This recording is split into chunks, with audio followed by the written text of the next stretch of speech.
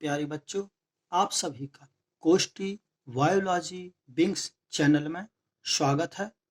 अभी तक हमने एक्सक्रीटरी सिस्टम्स के अंतर्गत उसकी डेफिनेशन, विभिन्न एक्सक्रीटरी ऑर्गन्स, वर्टिब्रेट्स यानी रीढ़धारियों के उत्सर्जी अंगों के बारे में और एक्सक्रीटरी ऑर्गन्स इन इनवर्टिब्रेट्स यानी अरीढ़धारी जंतुओं के उत्सर्जी अंगों के बारे में पढ़ा।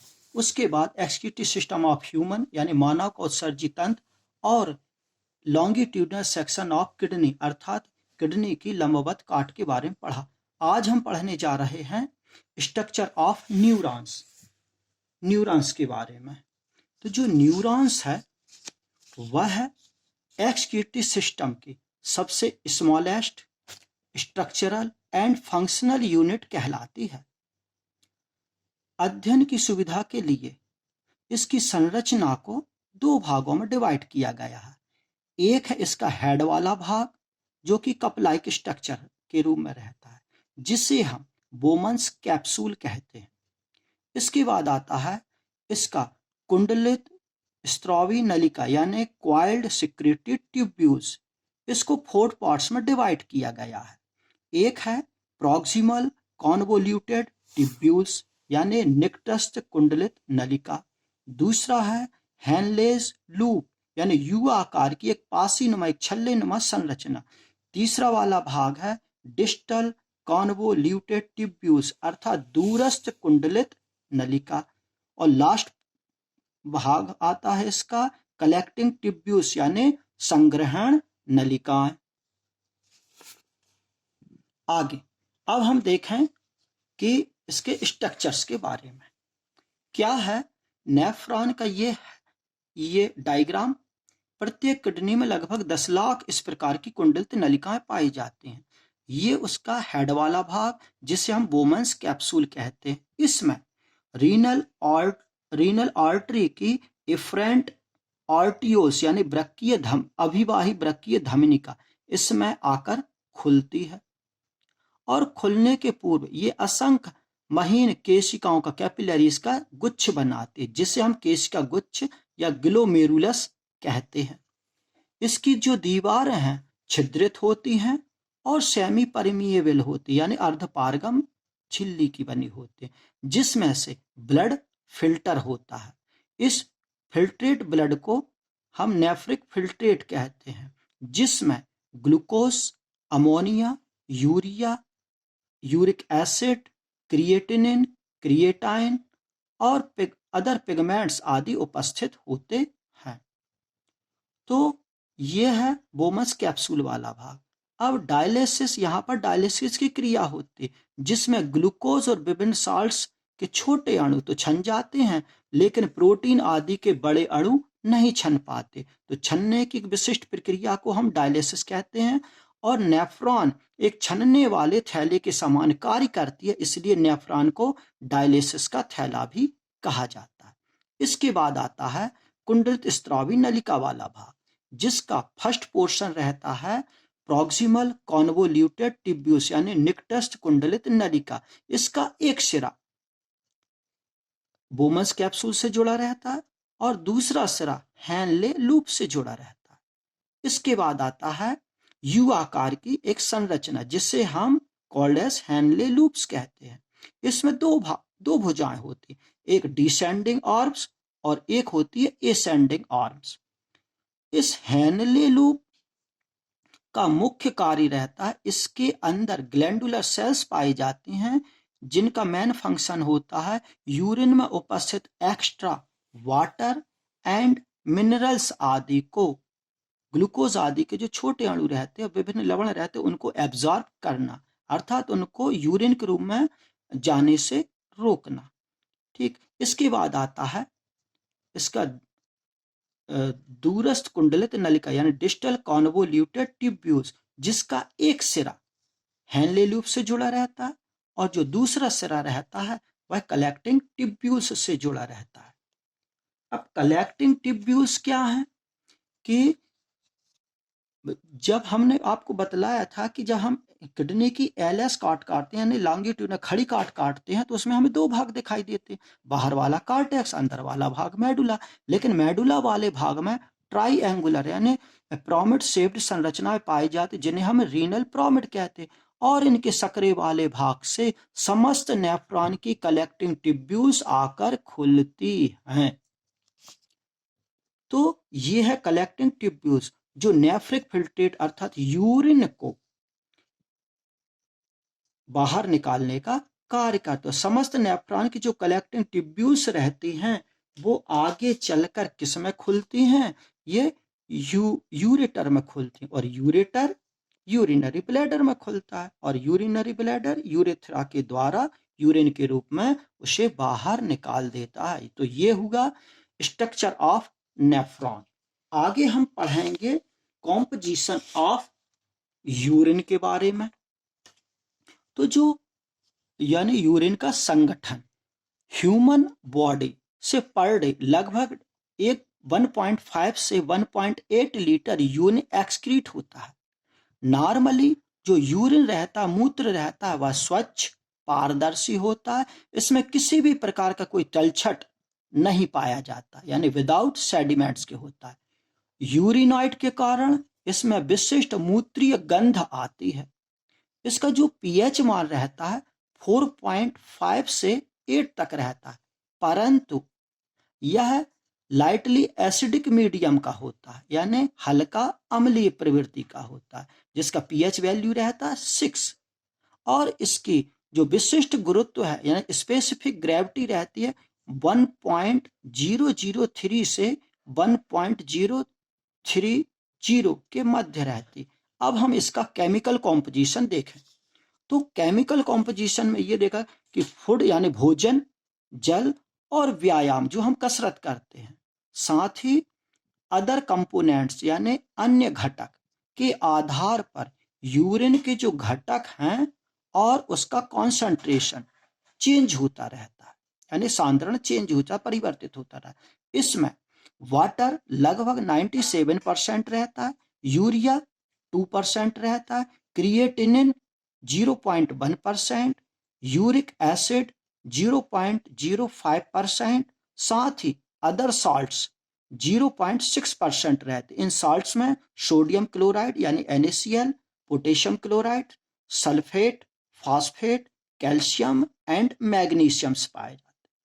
साथ ही इनके अलावा विटामिन सी पाया जाता है, साथ ही ऑक्सैलिक एसिड, फिनोलिक एसिड, और ब्लड में पाई जाने वाली हीमोग्लोबिन के विघटन से यूरोक्रोम पिगमेंट्स बनता है जो कि हल्के पीले रंग का होता है और बॉडी के लिए यूजेबल नहीं होता, इसलिए इसे यूरिन के रूप में बाहर निकाल दिया जाता। तो यूरिन में इस यूरोक्रोम पिगमेंट्स की उपस्थिति के कारण ही हमारे मूत्र का रंग हल्का पीला होता है।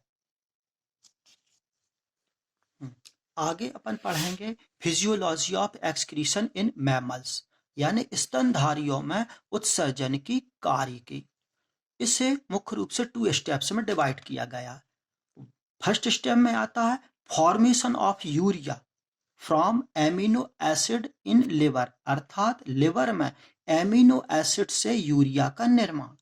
सेकंड स्टेप आता है formation of urine in kidney and it's excretion, यानी किडनी में मूत्र का निर्माण एवं उसका उत्सर्जन।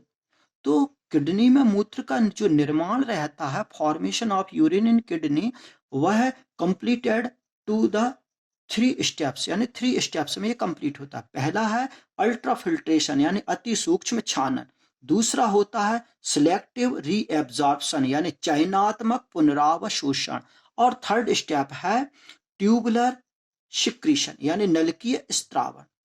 अब फर्स्ट स्टेप के अंतर्गत formation of urea from amino acid in liver, यानी लिवर में एमिनो एसिड से यूरिया का निर्माण किस प्रकार से होता है। तो यह क्रिया, यूरिया के निर्माण की प्रक्रिया एक चक्र के माध्यम से होती है जिसे हम ऑर्निथिन ऑर्जिनिन साइकिल के नाम से जानते हैं। तो सबसे पहले क्या होता है, एलिनिन अर्थात जो एक प्रकार का एमिनो एसिड है, वह ऑक्सीजन के हाफ अणु से क्रिया करता है। इस क्रिया को हम डीएमिनेशन कहते हैं। इसके फलस्वरूप अमोनिया के 2 मोल्स बनते हैं एंड पायरुविक एसिड के भी 2 मोल्स बनते हैं। अब आगे तो क्या होगा कि जो अमोनिया के जो 2 मोल्स बने थे, उनमें से फर्स्ट मोल ऑफ अमोनिया यह अल्फा कीटो ग्लूटेरिक एसिड से रिएक्ट करता है। ये कहां से प्राप्त हुआ? Alpha keto glutaric acid obtained to Krebs cycle, यानी क्रेब्स चक्र से ये प्राप्त होता है।